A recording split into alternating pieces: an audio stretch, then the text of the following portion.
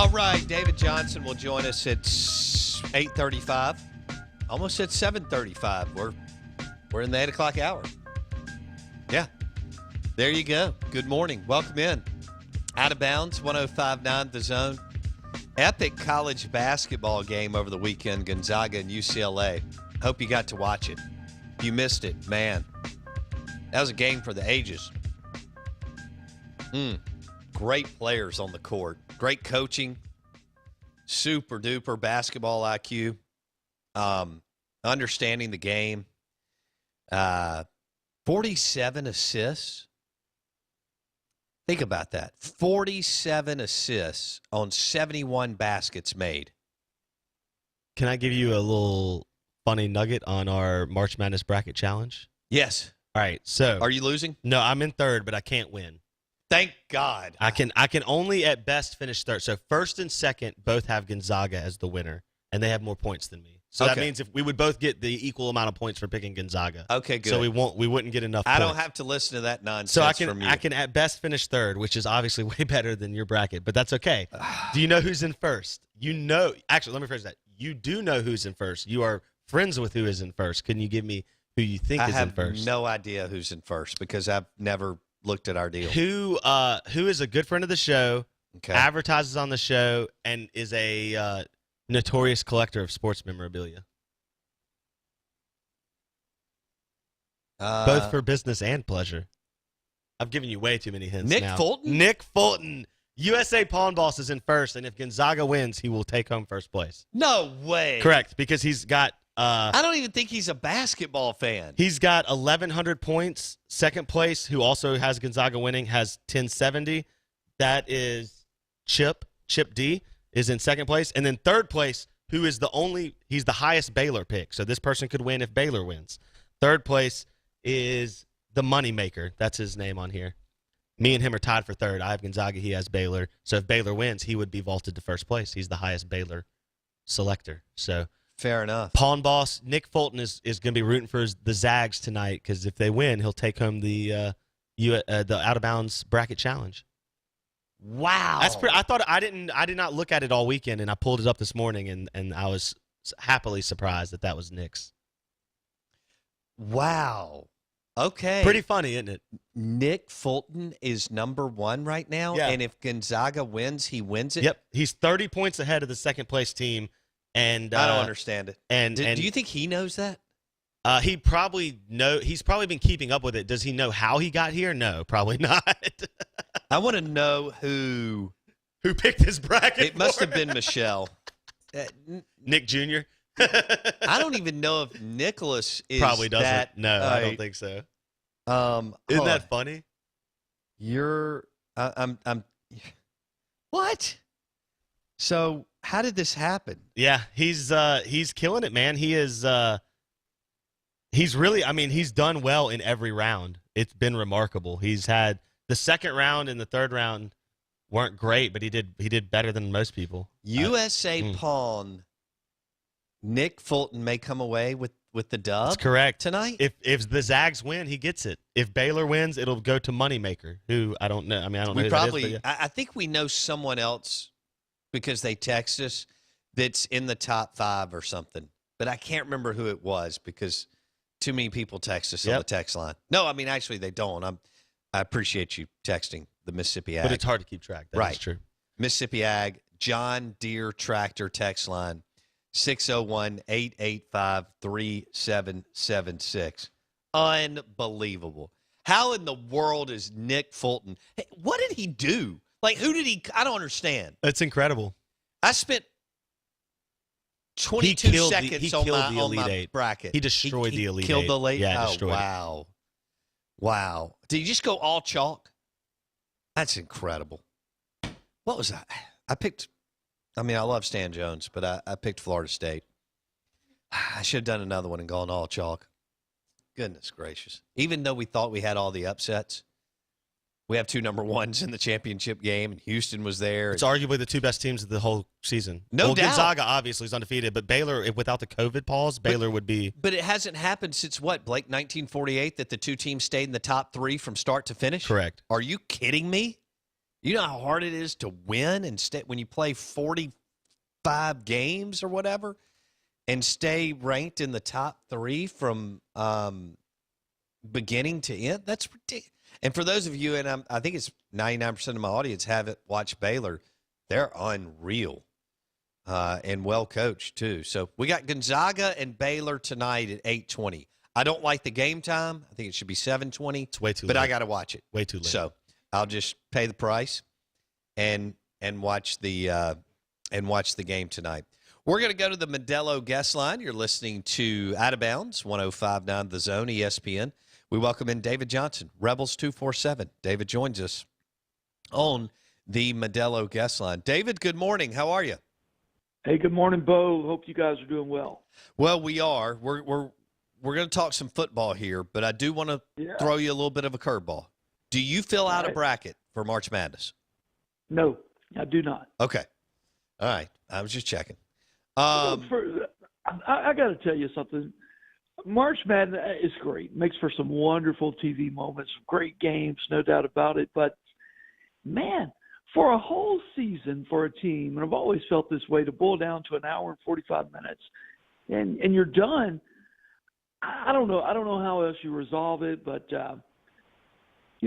it's just anticlimactic for me. And I know that's against the grain right there, but I've just kind of always felt that. No, fair enough. For the action and the moments, but man, to play such a long season that stretches from November into March, across the holidays, and for it to all be gone and dissipate in 40 minutes on the floor, I don't know. Maybe I'm a best 3 out of 5 guy. I get like it. that. But the way the NCAA tournament's set up, you have so many mismatches in the earlier rounds. That would be a waste of time as well. No perfect answer, but I'm not that big of a March Madness guy. Maybe because I cover a school that's often not involved in March Madness. But, that's where I'm at. I love it. David Johnson, Rebels 247. Okay, let's go to football. What so far to date, what is your one big takeaway from spring ball? One big takeaway. There's 6 practices in. The defense is going to be better. That is my one big takeaway. Some of these kids that they got on campus in January have flashed early on, particularly on the back end of that defense. A guy like Tysheem Johnson, I think he's got the potential to be an all-SEC caliber safety at one point of his career. Trey Washington, a cornerback who's come in from the high school ranks, been playing very well. I think you'll see him in the rotation this fall. The 2 big junior college defensive tackles, hey, they're going to make an impact. But we haven't seen a lot of them up front this spring because they both had little nagging injuries that have kept them off the field and out of the action. But I think you're going to see a better Ole Miss defense. Is it going to be a great Ole Miss defense? No. But is it going to be better than what it was last year? I think right now I'm trending to feel that way. I'm seeing bigger players. I'm seeing a more mature Sam Williams. I'm seeing guys like Brandon Mack kind of emerge from the crowd as a guy who could be a potential playmaker this fall. I feel better about the defense, and there's more help on the way. You've got this Chase Campbell kid, the linebacker, who got all Big Ten accolades last year at Maryland. He doesn't arrive until the summertime. He's immediately eligible. Defensively, Ole Miss is going to be better. Okay. All right. So Durkin and the crew on the defensive side of the football will take a step forward. You know, David Johnson, Rebels 247 on the Modelo guest line. We were talking about this the last couple weeks. There's a lot of transition in the SEC West this year. So it looks like, kind of number 2. I mean, I guess number 1 could be, but everybody's got Bama, even though with the new QB and new OC is the favorite.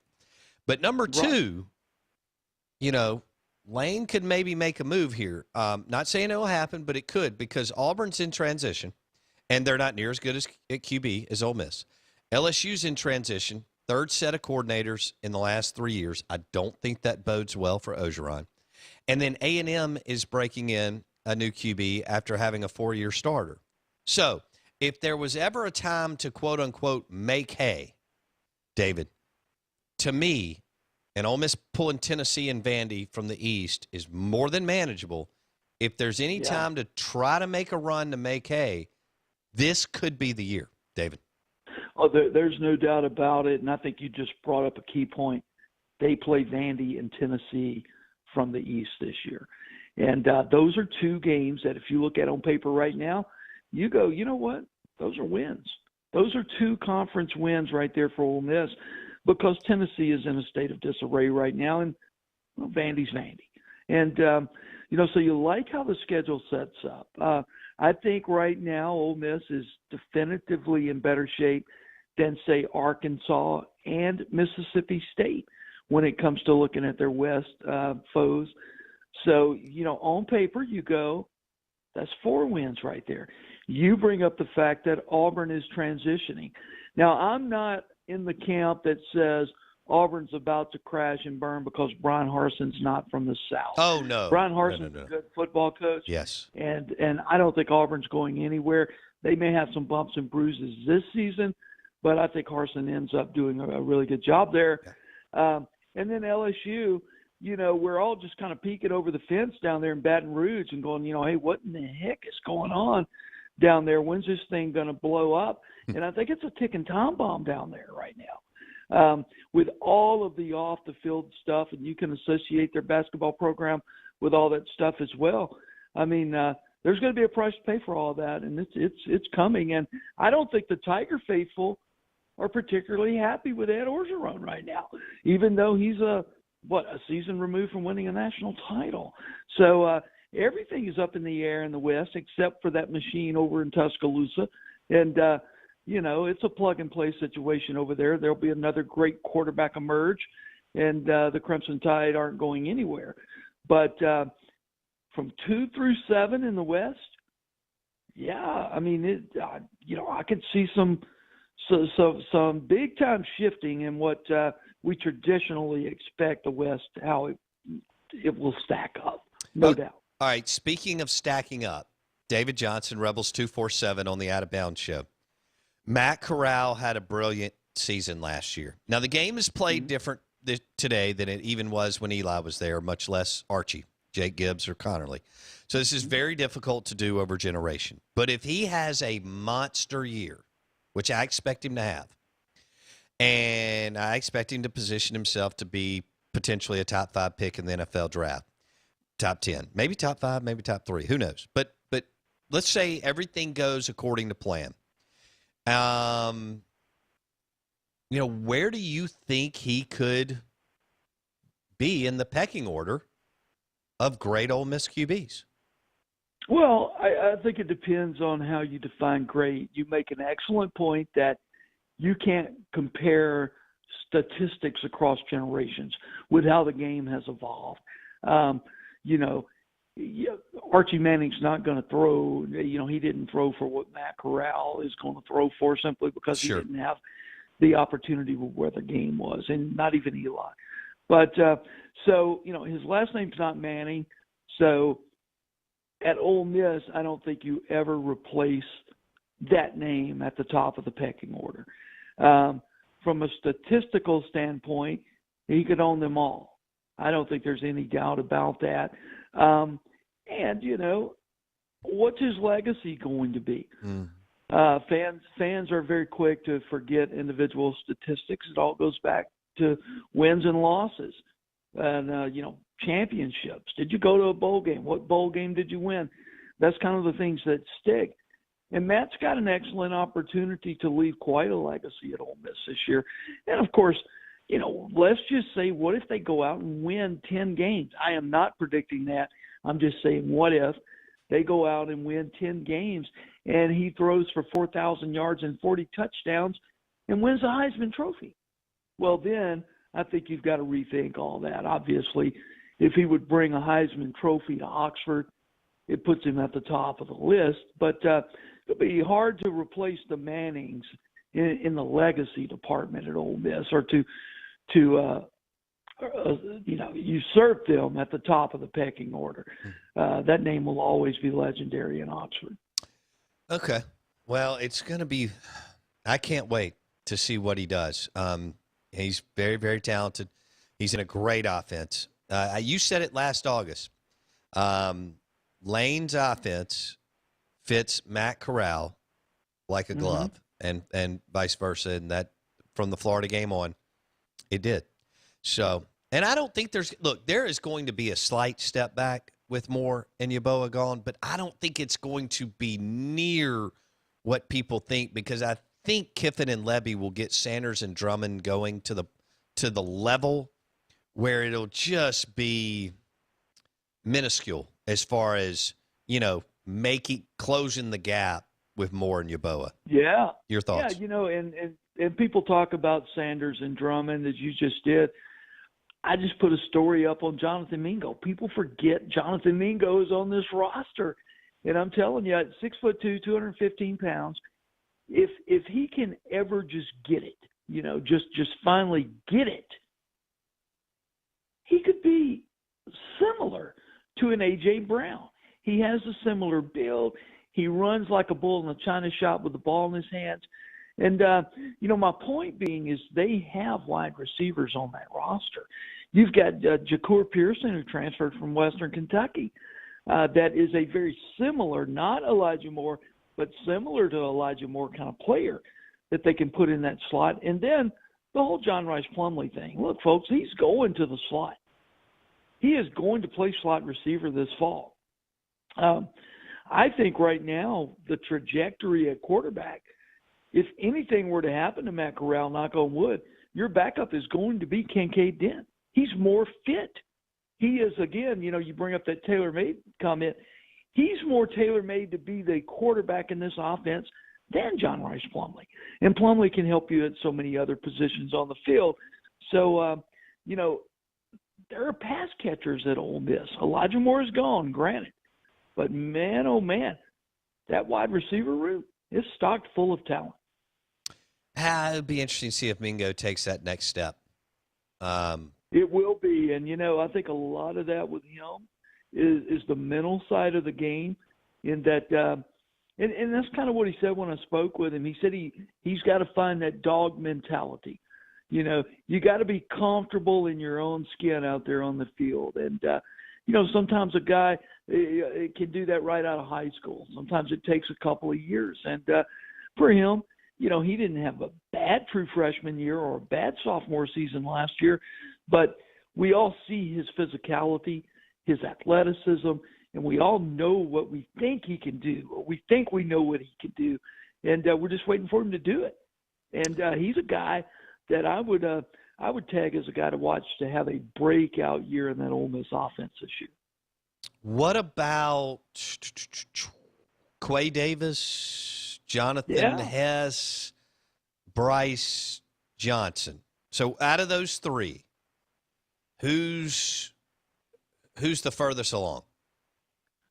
Well, Bryce Johnson, I don't think is in any kind of equation whatsoever there. But Quay Davis has come in from junior college in January, and he's going to either start or be heavily involved in that rotation. Right now, if I had to pencil a starting lineup, Quay Davis would be in the starting lineup. Hess is making the move to tight end, and Ole Miss is kind of tight end poor this spring. Casey Kelly, Chad Kelly's younger brother, he's out recovering from an ACL injury. Probably be back out there for fall camp, but those ACLs, even once you get back on the field, it takes 3-4 more months before they start firing just right. So I don't know that you can even factor him into the equation. My opinion, and it's just an opinion only, is Ole Miss's starting tight end is not on campus yet. Watch them closely once spring practice wraps up with the transfer portal in the tight end position. I think they've got their eyes on a couple of guys, and I think when those guys make a move and get in the portal, I think you're going to see one tight end coming to Oxford this summer that will probably be your starter next fall. How many guys do you expect them to add between now and August 1 through the transfer portal, David? I think you can see as many as 3, depending on what's out there. I think they want a tight end. and they want as many defensive linemen as they can get. I think those are the two positions that you're really going to be focused on with the portal moving forward, trying to get some immediate help in for this coming season. Okay. David Johnson, Rebels 247, part of the 247 Sports Network. He joins us on the Modelo guest line. And do you expect – how much time do I have, Blake? A minute or so? Do you expect Snoop Connor to stay with – Yes. Okay. All right. Yeah, unequivocally. I don't think Snoop is going anywhere. It's going to be interesting to see how they manage the distribution of the football in the backfield this fall, because you've got a guy like Snoop. Of course, you've got Jerrion Ely, not out there this spring due to injury. Henry Parrish has not practiced so far due to injury. And then Kentrell Bullock, Mississippi kid from Columbia, all of a sudden he's coming on too. So they've got a lot of talent in that backfield. It's going to be hard to keep them all happy with the number of carries. But you saw them do this a little bit last year with Snoop. Snoop coming in late in the third quarter, in the fourth quarter with fresh legs and running over people. I think that's part of the strategy. But I do think he's very happy in Oxford. We talked to him last week. He seems to be very, very satisfied with what his role is, particularly this spring. He's getting all the first team carries. Right. But he's a weapon, and they'll use him plentifully this fall. All right, we'll leave it there. When's Parrish expected back? The freshman? Or now sophomore? Any time now. Nagging injuries, he'll be back before the end of spring. Gotcha. Okay. David Johnson, Rebels 247. David, we'll do recruiting next. I appreciate it, buddy. Thanks, man. All right, Bo. It's always fun. Thanks for having me on. David Johnson, Rebels 247 on the Modelo guest line. So Snoop's getting all along with some other guys, but he's the number one with Ely and Parrish out with some nagging injuries. We knew Ely had surgery. Parrish should be back by at some point during the spring before the red and blue game. We'll keep an eye on that. Kincaid Dent is your backup quarterback. He really hasn't had a meaningful snap, so if Corral does tweak something, but Lane's kind of that guy that can make anything work, almost like Dan Mullen can almost make anything work at the QB position. That was a great sign by Matt Luke. Snoop Connor, woo! Moorhead and the gang missed on that. That's usually a guy Mississippi State signs. What was he, 32nd in the rankings? And he is just an absolute bull. Good football player. It's just you got Ely, who could be an All-American, and you got Parrish, who brings a lot of wiggle and fun stuff to the running back position. But Snoop's kind of a throwback, man. He's like Kevin Bowie, Michael Davis throwback type stuff. Deuce a little bit type deal. Live in the Bank Plus studio, the Out of Bounds Show is brought to you by Ace Bolt and Screw, powered by DeWalt Tools. New location, Gluckstadt.